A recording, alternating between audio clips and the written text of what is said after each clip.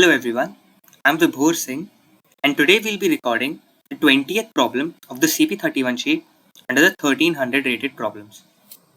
So moving on to the CP-31 sheet, as you can see the 1300 rated problems have been selected and this is the 20th problem with the title Shuffle.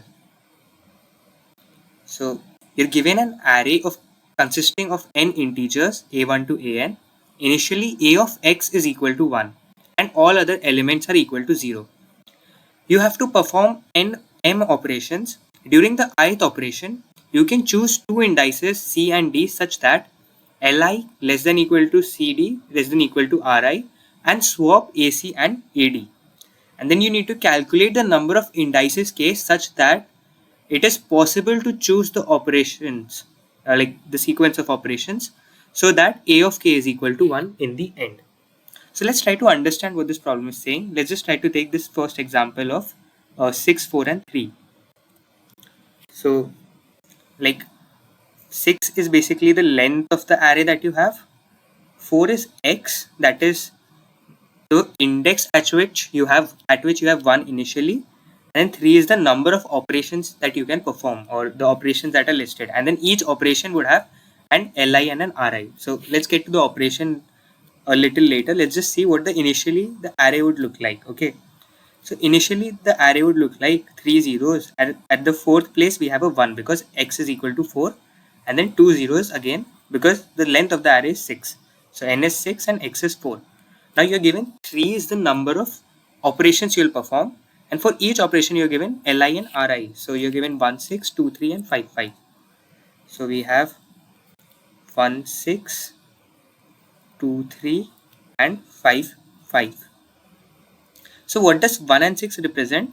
It means that I can choose any two indices between 1 and 6, that is from the first element to the last element over here. So it is using 1 based indexing. So I can choose any two indices between 1 and 6 and I can swap them. This is what the operation means, right? And those two indices can also be same. So I can just say, like, let's say I swap 4 comma 4 only. Or another operation could be like I swapped 5 comma 4. So that is after doing 5 comma 4, this one will just come over here. Okay, something like that. Then the next operation would be 2 3, which is these two indices that I can swap, and then 5 5 is like I have only one index, so there's almost no swap here. I can only choose 5 and 5 over here, so there will be no swap in the last operation, right? Now what do we have to print? We have to print all possible values where I can have 1. So this 1 after swapping can go anywhere, right? I have to print all possible values in the array that the 1 can be at after the end of all the operations. So over here I can see my first operation is 1 and 6, right? So after the first operation I can establish that I can put 1 anywhere after the first operation, right? Like, let's just consider that 6 independent iterations of this first operation, where first time I'll swap index 1 and 4. So I'll get 1 at the first position. Next time I can swap 2 and 4. That way I'll have 1 at the second position. These are all independent iterations. Why? Because we're just looking at possible places where 1 can be, right? So after 1 and 4, the array would just look like 1 and then it will be 5 zeros, right? And similarly 2 and 4, the 1 will come away at the second index, will come over here. Similarly, I can have a 3 and 4 operation, I can have a 4 and 4 operation, I can have a 5 and 4 operation, and I can have a 6 and 4 operation, right? So in this manner, I can have 1 at all 6 positions by the end of the first operation. Now I know, and after this, like, even if I perform operation or don't perform operation over here, like I have to perform an operation, but I can just say, like, I choose 2 comma 2 in the second operation, I can just choose 5 comma 5 in the third operation. So effectively I'm not affecting the array, right? I'm not affecting the array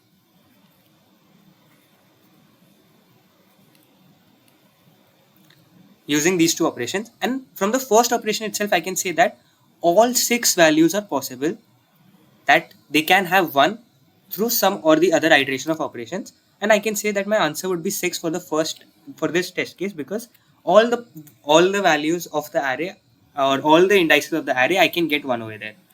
And as we can see, for the first test case over here, the answer is given as 6. So that's it for the problem discussion. Moving on to the expected time complexity. So as you can see, there are three parameters in this problem. There is t number of test case, there is n, and there is m, right? T can go till 100, n can go till 10 raised to 9, and m can go till 100. And L and R can also go till 10 raised to 9, which is n, right? And there's no bound given to us on sum of n or sum of m. So we have to consider t in our time complexity discussion. So as we know, 1 second in Codeforces usually allows us 10 raised to 8 operations, right? Now we have three parameters, that is t, which is still 100. T is still 100. M is again till 100. And we have n, which is still 10 raised to 9. And then in M, we have L and R, or we have the range which can go till 10 raised to 9, but let's not consider that because that can be considered as n itself, right? So any complexity, we can have something like t into m, or we can have something into t into m into log of n, right? We can have some complexity like this, but any complexity of the sort of like n or n into t into m, these complexities would fail, right? These are too high. These will go of the order of 10 raised to 9, which is greater than our allowed time complexity of 10 raised to 8. So I know I have to not use the factor of n as a whole in my solution. I cannot just iterate over n. I have to come up with a better strategy than that. Okay. So that's it for the expected time complexity solution. Now let's understand the problem better, right? So we know that we are performing the operations, and we are performing the operations in a particular order, right? So initially we have at some position x we have 1. Okay, so let's just take the initial example of x was 4, right? Now after this, let's say, first of all, right now my possible positions that one can be is only x, right? This is the only possible position that my one can be without any operation. Now after the first operation, let's say first operation does not include x. Okay, so that is x is equal to 4 currently. So first operation is, let's say, something like 1 comma 3, or L is equal to 1 and R is equal to 3, right? Our first operation allows L equal to 1 and R equal to 3.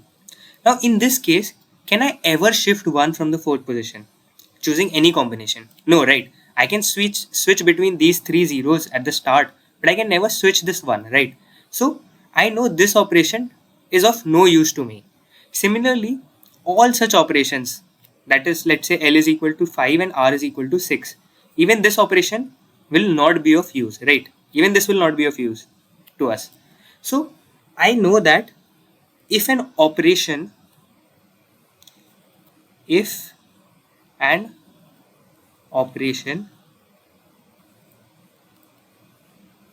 does not interact with the possible values, not interact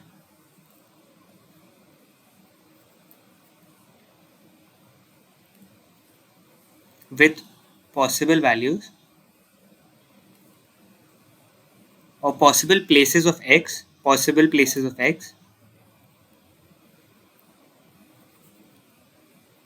it is useless, right? It is useless. So this is the first observation that I can have. Like, let's say, or possible places of 1, this should be, instead of x, this should be 1. Okay, so let's just replace that. If my operation does not interact with all possible places of 1, it is a useless operation to me, right? Right now we just saw that 1 was at one place, right? But let's say my first operation was interacting with 1, and after the first operation I have, let's say, 1 can be either at index 4 or at index 5 or at index 6, right? So something like my first operation looked like 4 comma 6, right? When I had an operation of 4 comma 6 from the fourth position, I could have moved it to the fifth position, I could have moved the 1 to the sixth position, I could have had 1 at the zeroth position. So effectively all these three positions could have had 1, right? Now, or let's not even take the sixth position, let's just say it is available till the 5th position only for a better understanding in this. And my operation for my first operation was L is equal to 4 and R is equal to 5. So now it is possible that one is at the 4th position or at the 5th position, right? So if I have an operation, the second operation, let's just see two possibilities of the second operation. If my second operation is 5, L is equal to 5 and R is equal to 6, then will it interact with these values, that is 4 and 5? It will, right? From, let's say in the first operation I choose 4 comma 5, I moved the 1 to the 5th index, and then the next operation I move 1 to the 6th index, right? In this second operation. Similarly, if my second operation would be something like L is equal to 3 and R is equal to 4, then also it is interacting with my range of 4 comma 5. How? In the first operation I could have chosen 4 comma 4 and kept the 1 at this index, right? I could have kept the 1 at this index, and then in the next operation I could have moved the 1 back. So from this we can clearly understand that if my operation interacts with the possible values of 1, then I have to do something, right? But if it does not interact only with the possible values of 1, then it is a useless operation. I can just ignore it, right? Now I only have to figure out how will I update or how will I keep track of what the possible values of 1 are, or possible indices at where 1 can be, and how can I update them with each operation. Okay. So now let's try to understand this part as how to update and how to keep a track of where 1 can be after each operation. See, from now, for when it is not interacting, we can just ignore it. But when it is interacting, what should we do? So let's say currently 1 could be between, so this is 1, 2, 3, 4, 5, 6, 7 and 8, right? Let's say 1 could be between these three values after some possible operations, some number of operations have happened. So this is from value number 4 to value number 6, right? So my possible values of possible range is 4 comma 6 for my 1 to be present, right? Now let's see what happens when I have an operation. Let's see three types of operations. One is the operation would overlap something from the left. Okay, this is one type of operation we should see. Another type of operation could be the operation will overlap somewhere on the right. Okay, it will overlap with this range somewhere on the right. And the third type of operation could be it will completely it will completely be bigger than this current range of possible values of 1. So we'll look at these three scenarios. Okay. So let's see the first scenario, that is it overlaps to the left. So it's an example of, let's say I have something like 2 comma 4 or 2 comma 5. Let's say my operation is L is equal to 2, R is equal to 5. So we know this is overlapping with our range 4 comma 6. And after this, what will my final range become? See, when I say my range is 4 comma 6 for 1, 1 could be here, 1 could be here, 1 could be here, right? And this thing will be like this, right? 1 could be at any these three positions, and I could have chosen where 1 is currently, right? Smartly chosen it through the previous operations. So I can effectively take that I have 1 at all these three positions. Then when I have L is equal to 2 and R is equal to 5, I know I can choose any of 4 or 5 and I can replace them with 3 and 2, 3 or 2 in this operation, right? So can I say that this current range should be extended till here, right? Why? Because I can choose anything like 2 comma 4, 2 comma 5 or 3 comma 4, 3 comma 5, and I can bring a 1 over here in this operation. So this is another possible place where 1 can be after this operation, right? So what do I have to do is I have to extend my range. Until where am I extending it? I am extending my range till L, right? That is to the left side. This operation was overlapping from the left. I can extend it till whatever my value of L was, and my new range will become 2 comma 6, right? Because this would be still unaffected, right? 1 could still stay here as it is without performing this operation. So this is a possible value, and with this operation we established that we could have 2 more new values where 1 could reach. Similarly, if I have something on the right, so this was the one case for the left. If I have something on the right, let's say my range is of the sort of 6,7, right? From here also we'll get a very similar thing that I should extend the range by 1 to the right. Isn't that correct? I should extend the range to the right. I can just choose 6 and 7 as the two indices and I can get a 1 at the 7th index as well in this operation.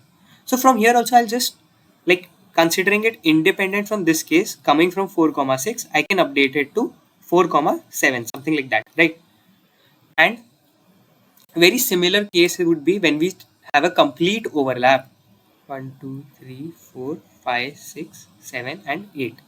So when we would have a complete overlap, let's say of this format, so this would be, so initial is 4,6 where my possible values of 1 could be, and this would be 2,7. Then see, from here I can get it to these two values, I can get it to this value as well, right? I can reach my 1 everywhere in this range. So from here I will get that my new range should become 2,7, right? So can I see a very common pattern in this? Like what will my new updated range be, or my lower value of the new updated range and the higher value of my new updated range be? From here, can I see a very simple pattern that the new value, let's call these values as a comma b, where range my range of 1, what it can be, let's call these values a comma b. So let's say my new values are a dash and b dash. This will be my new range. I have a very niche idea and I can very easily see from here that a dash would always be minimum of a comma l of I, and b dash will always be maximum of b comma r of I. And see over here what happened. See, my a was 4 and l of I was 2, so my a dash became 2, and my b was 6 and l of r of I was 5, so my b dash became 6 because 6 was higher than 5. And similarly we can see in all these three cases this condition is being followed, that a dash would be min of a comma l of I and b dash would be max of b comma r of I. And this will always happen when there is an overlap. And when there is no overlap, or when there is no overlap between the range and the possible values of 1, we already established that that operation would be useless for us, so we'll do nothing in that operation, right? So this is what the solution to the problem is. Let's understand this through the code of the problem. So initially I'm taking t as the number of test cases as input, and then iterating over the test cases I'm taking nx as nx and m as the three inputs, and then for each m I'm iterating over the m, which is you can see as the way we iterate over queries in many questions. So I'm iterating over m and I'm taking a l and r as my inputs for that current query. Also see, I have initialized two pointers p1 and p2 as x and x initially, right? So what are p1 and p2? P1 and p2 are basically a and b, and we know the initial range, that is no operation has performed, so the initial range would only be x, right? It will be only be x, the position where 1 is. So my initial range starts at x, that's why p1 and p2 are x initially. Then in the loop I will first check if there is an overlap. And how do I check that? See, p1 should be r should be greater than equal to p1 and l should be less than equal to p2. So what is this checking? This is checking that, so basically p1 and p2 is a range. Okay, so let's look at this like a straight line on the number line. It is some range. Now I have a l comma r range. What I'm saying is r, that is the end of the range, should always be greater than or equal to p1, and L, that is the start of the range, should be less than or equal to P2. That is, so this is P2, this is P2 and this is P1. Now my R should be greater than P1, that means my R should be to the right of P1. That is when my two ranges can overlap, and L, that is the left end, should be less than P2, right? Let's see if any one of these two conditions is violated. That is, let's see the first one, that is if R is less than P1, then R would be somewhere over here, which is behind P1. And we can see that these two ranges won't overlap. And we know when the ranges won't overlap, we don't have to perform an operation. Similarly, if I look at the other case, that if L is greater than P1, or sorry, L is greater than P2, that means L would come somewhere over here. L would come somewhere over here ahead of P2, and it will be somewhere like this, right? Even in this case, we can see that these two ranges don't collide, right? So from here we get the condition that if R is greater than equal to P1, that is R should be greater than equal to P1 and L should be less than equal to P1. In that case, the ranges do collide, and if they do collide, then P1 would be minimum of P1 and L, and P2 would be maximum of P2 and R, as we had discussed in our example. And then our final answer would be, so P1 to P2 will be our range, right? And our final answer should be P2 minus P1 plus 1, which will be the number of values in that range. So like if I have a range, if I had the example where I had the range of 4,6, there were 3 values in the range of 4,6, right? So with the formula, I would get the answer as 6 minus 4 plus 1, which is equal to 3 as the possible values of 1. And that is how I'm getting the answer.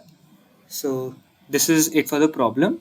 Now discussing the discussing the time complexity of the solution. So see, there is only a loop for number of test cases and then an internal loop for M. But for each operation of M, we are taking an O of 1 time, just taking minimum and maximum. So, and there's no other loop in our entire problem. So overall time complexity would be of the order of T into M, right?